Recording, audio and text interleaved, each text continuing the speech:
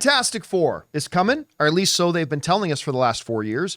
The Fantastic Four is coming. Now, the most solid still has to be qualified as a rumor. The most solid rumor and reports that we've heard about anything regarding Fantastic Four in terms of casting has been that Pedro Pascal was in final negotiations to maybe appear. But in as much as he's been the presumptive Reed Richards, we pointed out the other day, as of right now, there has been no official confirmation that he's actually in the show or in the movie, right? Well, apparently, the Screen Actors Guild has changed that. Now, this comes to us from Superhero Hype, who write the following. Pedro Pascal, they're doing this big career retrospective for Pedro Pascal. Anyway, Pedro Pascal's career retrospective page on the Screen Actors Guild Foundation website seems to have confirmed Pascal's presence in the Marvel Cinematic Universe movie, The Fantastic Four. The page listed some of the star's most famous roles, then specifically noted that he will, quote-unquote, soon begin production on Fantastic Four. This comes after months of rumors and scoops that said Pascal had the lead role of Reed Richards / Mr. Fantastic in the MCU. It said, Pascal recently wrapped production on Ridley Scott's highly anticipated Gladiator 2 and will soon begin production on Marvel Studios' Fantastic Four, the page reads. That comes to us from the folks over at Superhero Hype.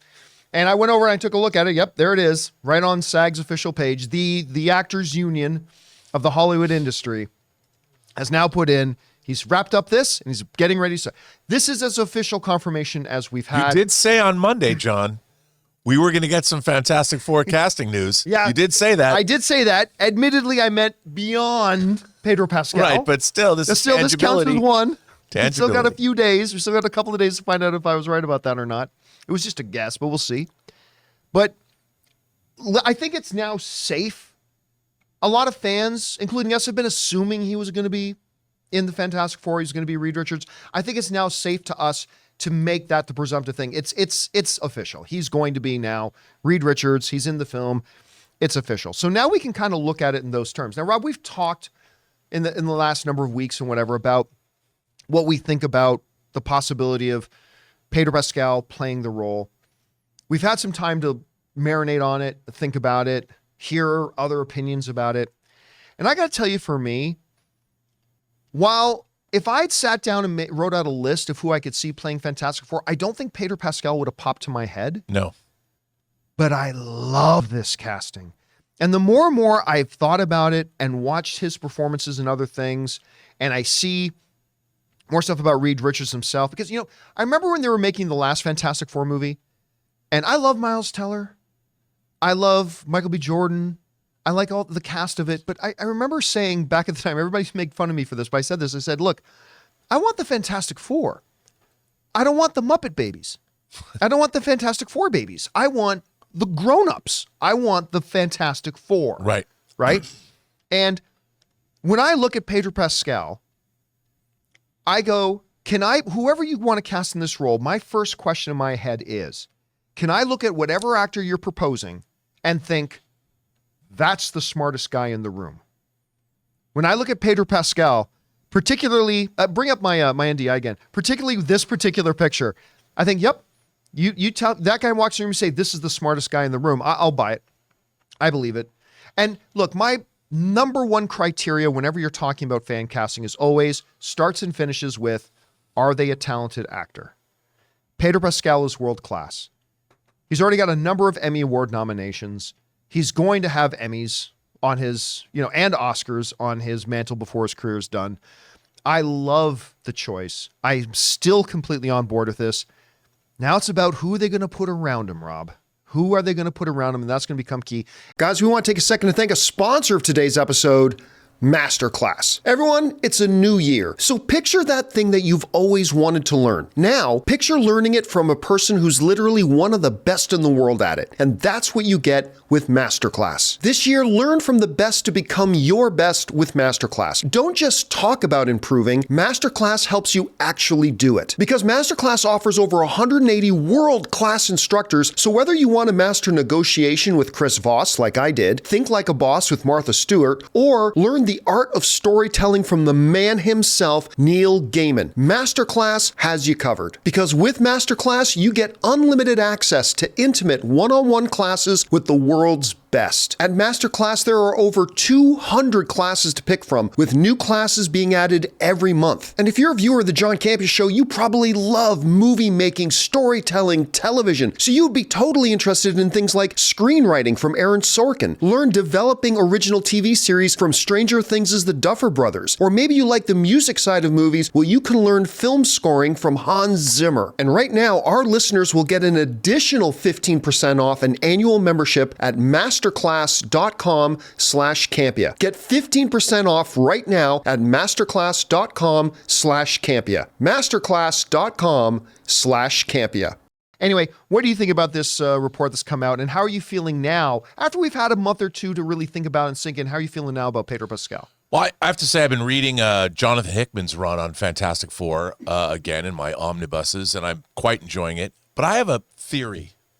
Now, I just want to say it's probably that Pedro Pascal is absolutely going to be Reed Richards. We've been hearing about it. But I would say this. I would just posit this as an alternative thought. My favorite thing Pedro Pascal has been in that I've seen him in that I thought he was terrific in was Game of Thrones.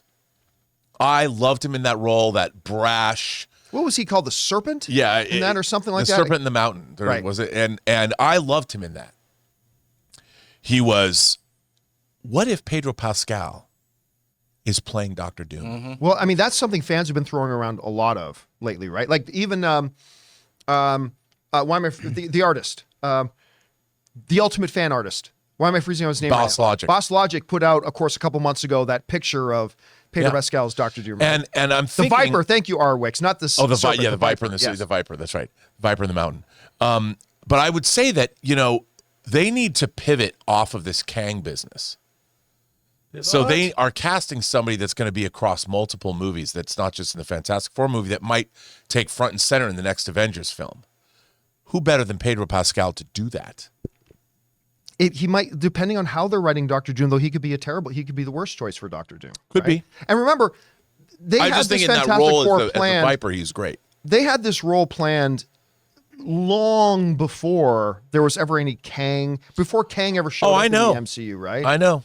So, and the initial reports that came out were specifically saying, the reports that now have turned out to be true, were specifically saying the thing he was in talks for was Reed Richards. So I don't believe at all. I don't have Kevin Feige on the phone telling me, so I don't know this is a fact. I'm just saying as a fan. As a fan, I don't see it all them going Dr. Doom with him. I think the plan has always been him. I think it's always been for Reed Richards. Well, that's going to be interesting to see what they do with Dr. Doom. I mean, it makes sense. He's already the Mandalorian. It's not like he's working for the same company already. So it probably is he's going to be Dr. Doom, and Reed Richards. I'm just thinking, I just loved him in the role as the Viper. And he was really charismatic and brash as an anti-hero. And loved his orgies. Yes, he did. The Viper loved his orgies. Talked about it all the time. Dr. Doom should have that sort of European foreign flavor that and bring that more, rather than, I've always thought of Dr. Doom as being more Eastern European. I always thought it should be Mads Mikkelsen.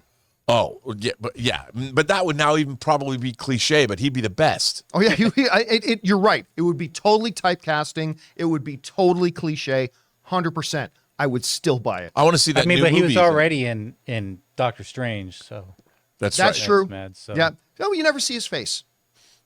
But you're right. You're right. He's automatically disqualified. Now, some people may say, well, Gemma Chan was in 2 movies. Yeah, but the first movie Gemma Chan was in, she was in total alien makeup and she didn't look like herself at all.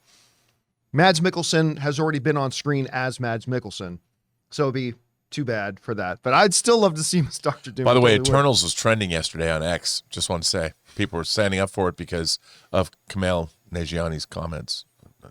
Oh, yeah. What did he say? He was saying that the bad reviews for the film for Eternals sent him into therapy because he was reading them all and he went down this dark rabbit hole. People were standing up and defending Eternals. It's a good movie. I like it. Yeah. It made me go back and watch the first half an hour again. It's one of those MCU movies where I get if it didn't work for some people. I do. Like, I'm not going to argue with somebody who didn't like it because, yeah, I could see why you didn't like it. For me, it worked. It's so especially removed. Liked him in it. I thought Kumail was great in it. Kumail was great. And it's so removed from the MCU, and it hasn't had many ramifications since then, so. But speaking of Mads Mikkelsen and, Fantastic Four and Dr. Doom, the longer and longer the MCU goes, they're going to start running out of people that they can cast. Right? Because we were just talking about, it'd be great for Dr. Doom, Mads Mikkelsen. Already been there, can't use him. All that. So now, but here's the thing. One of the reasons I love the idea of him as Reed Richards too, is he now becomes that centerpiece that you build your cast around. And it's going to be really, really, because now with him in the centerpiece, there might have been an actress that would have been a great Sue Storm, but maybe they second guess and go, but you know what? He'll have better chemistry with this actress. True. And we already know the whole movie's cast. In case you guys didn't know this, they've already confirmed the movie's cast. The casting's done. They just haven't let us know who it is yet. And I'm more excited than ever to find out who it's going to be. Who's going to be our Ben Grimm? Who's going to be our Sue Storm? Who's going to be our Johnny Storm? Ebon. Who? Ebon, the guy on the bear. Backrack? Yeah, Backrack. Yeah, I think he's already denied it. And not Andrew Garfield denied it, like straight up, dude, I would love to do that, but no, they never called me.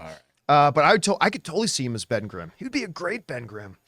Anyway, guys, what do you think about this? Jump on down and let us know your thoughts. Hey guys, thanks so much for watching this video. Make sure you like the video, leave a comment, and subscribe to our channel. And don't forget, we have a daily podcast called the John Campea Show podcast, available on Apple Podcasts, Spotify, or your favorite podcasting app of choice. Go and subscribe to it today so it'll be there when you need it.